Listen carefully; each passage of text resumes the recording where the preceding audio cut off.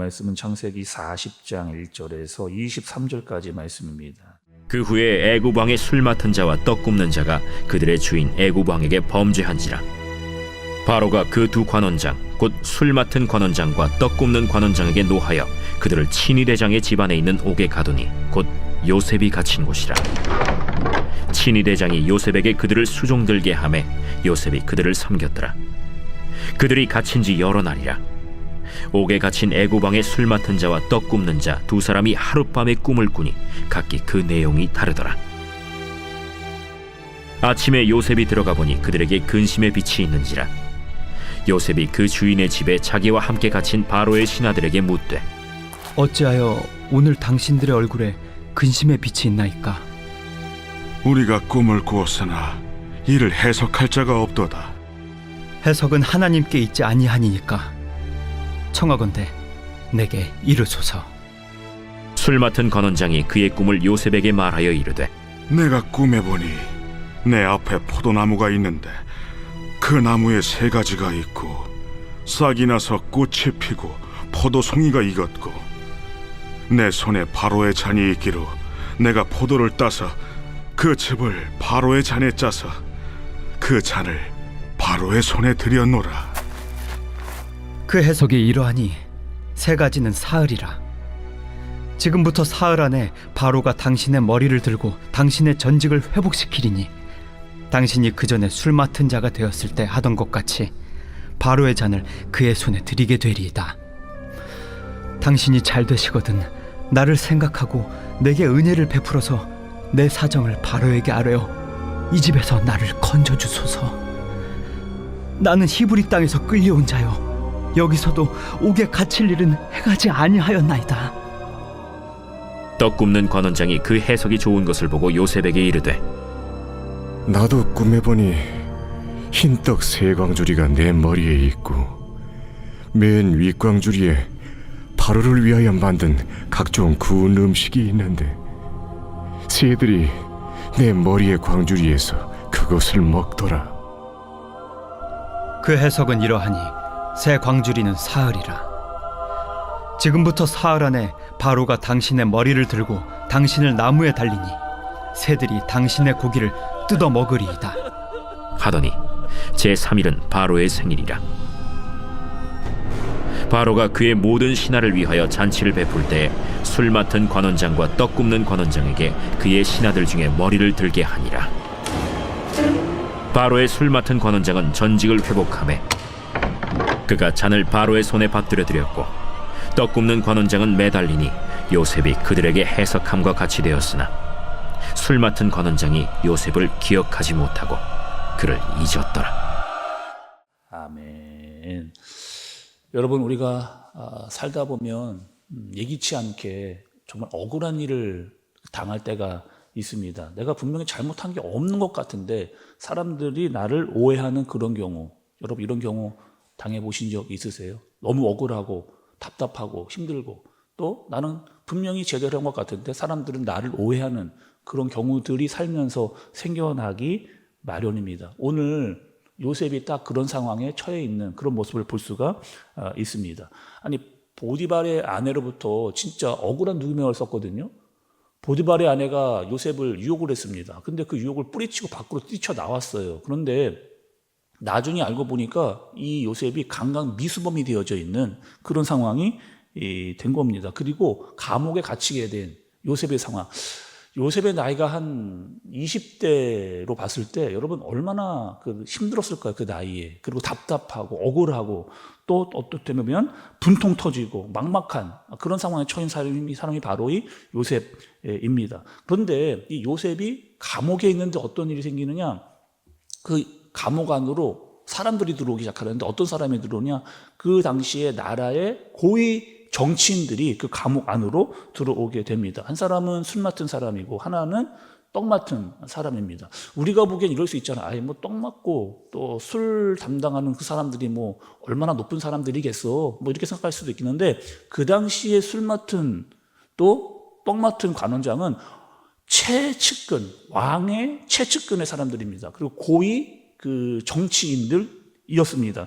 그러니까 왕의 먹을 것을 관리하면서 또 왕을 독살하려고 하는 것을 막는 강력한 권력을 가진 그런 사람들 둘이 이제 요셉에 있는 감옥으로 들어오게 됩니다. 또 이 사람들도 꿈을 꾸게 돼요. 어떤 꿈을 꿨는가?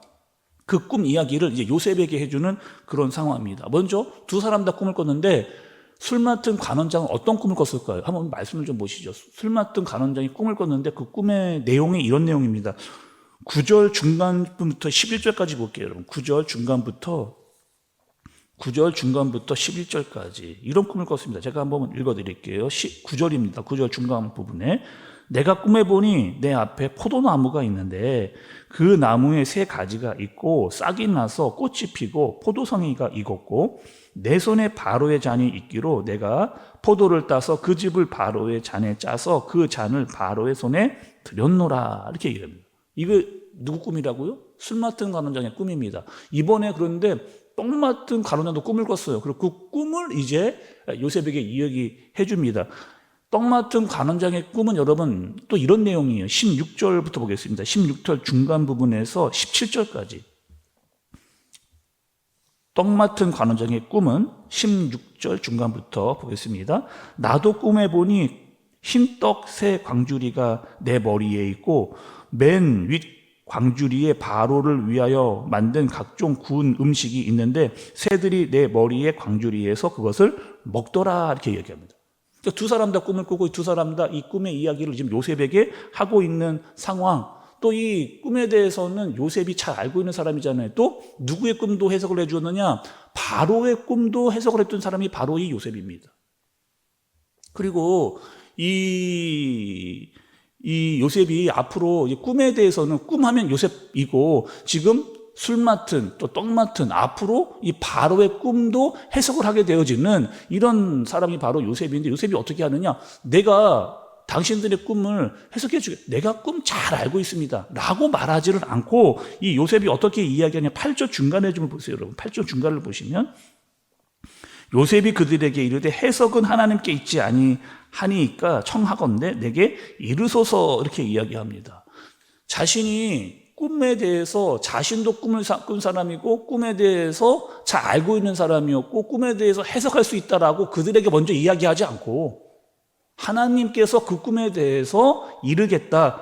하나님께서 해석할 수 있도록 해 주실 것이다 라고 하는 이야기. 그러니까 하나님과 사람을 이어주는 매개체의 역할을 지금 이 요셉이 하고 있는 그런 상황인 거죠. 두 사람의 꿈에 대한 내용은 그 해석은 이렇습니다. 먼저 술 맡은 관원장에 대한 꿈의 해석은 요셉이 이렇게 해줘요. 당신은 3일 만에 이제 복직되게 될 것이다. 왕이 다시 당신을 데려갈 것이고 또 원래 자리에서 하던 일들을 계속하게 될 겁니다. 라고 하는 이야기를 요셉이 해줍니다. 그리고 이 술 맡은 관원장이 이렇게 부탁을 해요. 요셉이 당신이 복직이 되면 원래 자리로 되면 반드시 나를 잊지 말고 꼭 기억을 해주세요. 나를 잊지 말아달라는 이야기를 꼭 요셉이 술 맡은 관원장에게 합니다. 또 옆에 있었던 떡 맡은 관원장도 술 맡은 관원장의 해석을 들어보니까 그럴듯하거든요. 자신의 꿈도 요셉에게 이야기를 했습니다. 그리고 그 꿈의 내용은 무엇이냐? 떡 맡은 관원장은 이제 3일 만에 이제 죽음을 당할 것이다 라고 하는, 사형에 처하게 될 것이다 라고 하는 이야기를 해줍니다. 그리고 요셉의 말대로 이제 3일 후에 왕의 생일에 복직이 되는 술 맡은 관원장, 그리고 죽임을 당하는 떡 맡은 관원장이 나오게 되는 거죠. 근데 여러분, 오늘 말씀에서 요셉은 술 맡은 관원장이 그런 일이 있을 것이라는 것을 이야기해 줬고 원래 자리로 돌아갔습니다. 요셉의 입장에서는 어떻게 하겠어요? 나도 곧 나갈 수 있겠구나. 술 맡은 관원장이 나갔으니까 왕에게 내 얘기를 해줄 것이고 나도 곧 나갈 수 있겠구나라고 하는 마음, 그런 기대 여러분 갖지 않았겠어요? 하루가 지나고 이틀이 지나고 3일이 지나고 일주일이 지나고 3개월이 지나도 아무 소식이 없는 그런 상황에 처하게 됩니다. 그리고 사람에게 걸었던 기대 다 무너지게 되어지는 그런 상황을 요셉이 만나게 되는 거죠. 우리도 여러분 이런 경우가 있잖아요. 뭔가 잘 될 것 같은데 또 저 사람이 나를 분명히 도와준다고 했는데, 분명히 일도 잘 될 것 같고 저 사람이 나를 도와줄 것 같은데 그렇게 되지 않는 경우, 많은 기대를 했는데 자꾸 기대가 무너지는 경우, 아무런 결과가 나타나지 않는 그런 경우, 마음이 참 힘들고 어렵고 답답하고 허무하고 무너지는 그런 경우들 있습니다. 또 내 마음 가운데 이런 마음이, 나는 왜 이렇게 자꾸 일이 안 풀릴까, 안 될까라고 하는 마음에 원망스러운 마음이 우리에게 찾아올 때가 있죠. 근데 분명한 것은 하나님의 뜻과 하나님의 계획은 내 생각과는 다르다는 겁니다. 하나님의 뜻과 하나님의 계획은 내 생각과 다르다. 오늘 말씀에 등장하지는 않지만 이제 내일 말씀에 나오게 됩니다. 2년이 지나요. 2년.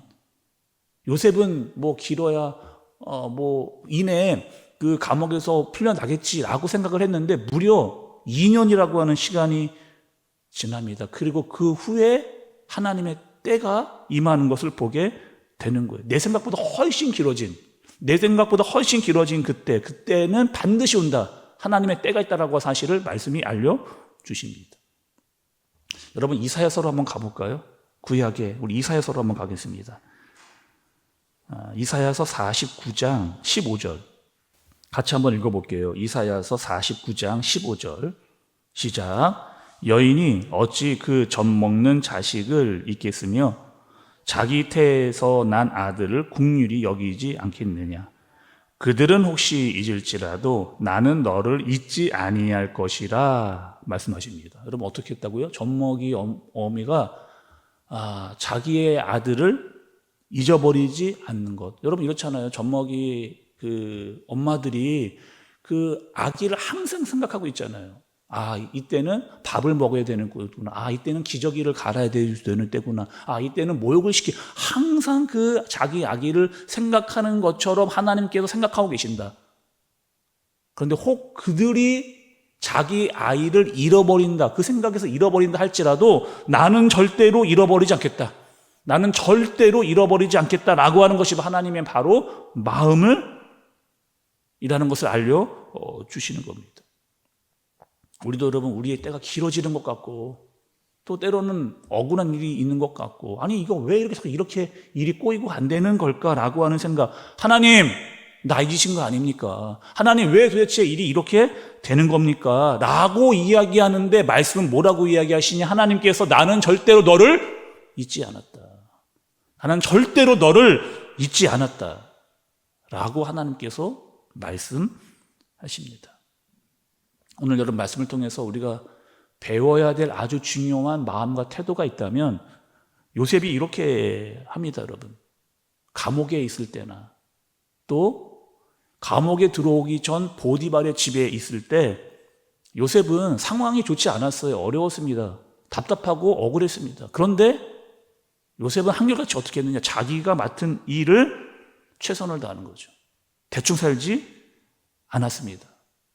보디발의 집에서 모든 가정의 총무 역할을 다 잘 감당해냈고, 또 이 감옥에 들어가서도 눈에 띄어서 그 감옥에 있는 모든 재반에 관한 일들을 담당하고 처리하는 사람으로 그 일을 충실히 감당하는 요셉을 보게 되는 거죠. 성실했습니다. 정직했어요. 그리고 최선을 다했습니다. 그러는 와중에 보디발의 집에서 경제를 배우는 거예요. 또 이 감옥에서 행정과 또 정치를 듣고 배우고 알게 되어지는. 그러니까 여전히 보디발의 집에서도 그리고 감옥에서도 하나님은 요셉을 훈련시키고 성장시키고 계시는 그 모습을 우리가 절대로 놓쳐서는 안 되는 거죠. 때로는 여러분, 우리도 이럴 때가 있잖아요. 요셉과 같이 억울한 일, 내 생각대로 되지 않는 일, 왜 이렇게 일이 자꾸 꼬이는가 안 되는가, 마음이 무너지고 낮아질 때가 우리에게 있습니다. 너무 힘들어하지 않는 거죠. 왜냐? 반드시 하나님의 때가 있다는 것, 그리고 하나님께서 우리를 잊어버리지 아니하신다라는 것, 이 사실을 우리가 기억하는 겁니다. 그리고 사람을 너무 의지하지 않는 거죠.